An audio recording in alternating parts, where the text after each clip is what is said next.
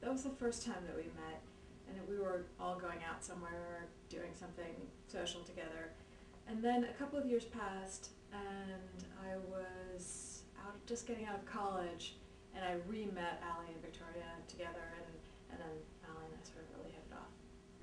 She was already, she was exhibiting symptoms for quite some time before she got sick.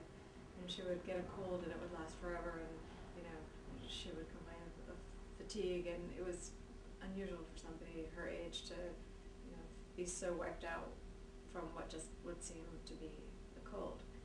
I think it changed primarily because her diagnosis came after a lengthy hospital stay, and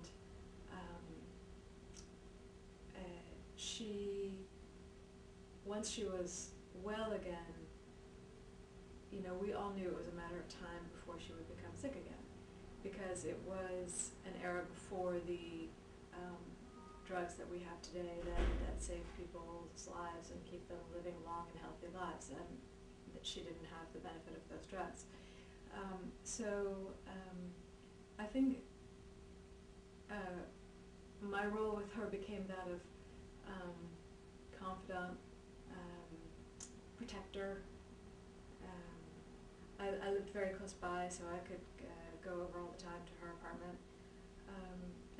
Life had to be lived on her terms. She was sick a lot after her diagnosis, and so as long as you accepted that you were going to frequently wind up just hanging out in her apartment with her, then it was okay. Other things that were tough for her were that she went from being a normal 22-year-old, ready to embrace the world ahead of her, to realizing that she would never have children, that she would never get married, that she would never, all the things that people actually with HIV and AIDS today can do, but that were absolutely impossible, and that were heartbreaking for her. Were you surprised when she chose to start talking about? No, not in the least No? bit. She was a doer. She was what everybody was worried about, which was that AIDS would not be contained to individual pockets of the population, that she contracted it from a single sexual encounter at the age of 16 using birth control. So, if it could happen to her, everybody was realizing that this disease was crossing every boundary. We hadn't discussed starting with her, because at that point, I think she wasn't really, but I think we had sort of started really talking about it those days, the three of us. She had wanted to, and she had tried to start an organization when she was first diagnosed, because she wanted to help other people who had HIV and AIDS, and she wanted to do something that was beneficial to them. And what she came to realize was that she was in extremely high demand as a speaker, and that took every ounce of her energy. And secondly, there were organizations that were starting at that point to provide services to people with HIV and AIDS. So she had picked the name, and then she sort of just put it aside. And as she got progressively more ill, she realized that she wasn't going to be able to do it. So we had the name that she had picked.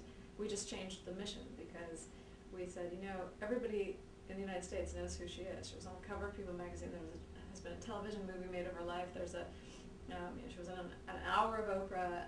Everybody knows who she is. So if we were to go into a school and say, we are Allie's best friends, everyone will know who we're talking about. And it was, obviously that's not true today, but so we decided there, in those days before she died, that we would keep her work going. We didn't know how, or we didn't know, we were incredibly naive, mid-20-somethings, and I think that was the beauty of the beginning of the organization. We were so determined. We were, you couldn't say no to us. A lot of people tried to talk us out of it and say, you have no idea how hard it is to start a nonprofit organization. We went to other established organizations for advice. They tried to talk us out of it. That was sort of the beauty of our the strength of our feelings.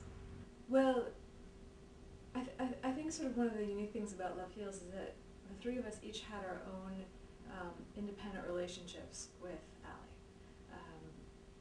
So yes, the four of us did things together, certainly birthday parties or special occasions, that kind of thing. But really we each spent a lot of time individually with her. And I think that's also one of the strengths of the organization, is that we're all three very different people, and so our different assets work to the organization's benefit. All of us were speakers. I ran the organization because I had at that time the most flexible schedule. I was freelance writing at the time, so I was the executive director of the organization, and all three of us were speakers. I'm not surprised. I'm not surprised because I think it's very rare that teenagers get to experience someone who comes to their school and tells it like it is, and really, truly impacts them.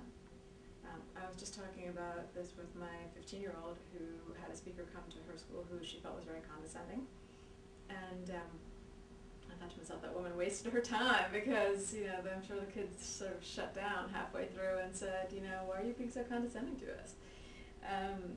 And we're not their teachers, we're not their parents, we are not people that they're going to see again. So we demand of them to ask us the questions that they want the answers to. And we're not going to not answer a question just because it may be a controversial question. So I think that that's really our strength. No, I'm not surprised. We have an amazing executive director. I mean, Jasmine Nielsen is the bomb. I mean, she's amazing. So no, I'm not surprised that we're doing so well. I mean, a lot of the innovative programs that we have were her idea. No. No? We've never had problems finding HIV positive speakers, unfortunately. I think the problem lies in people who are comfortable being stripped bare on a stage. That's not easy. But because a teenager's BS detector can be is so on high alert, anybody who speaks on behalf of Love Heals to a group of teenagers has to be willing to answer truthfully questions that may be very sensitive in nature, because teens want to know. The other thing that we have found is that so many of the speakers are really grateful to have this opportunity. I think particularly now, when AIDS is not talked about the way it was when it first really became a national epidemic, the speakers have a community through us, and the ability to articulate how they feel about the situation that they're in. Some of our speakers are on disability and can't work. This gives them a sense of accomplishment. You still speak ever? I'm too old.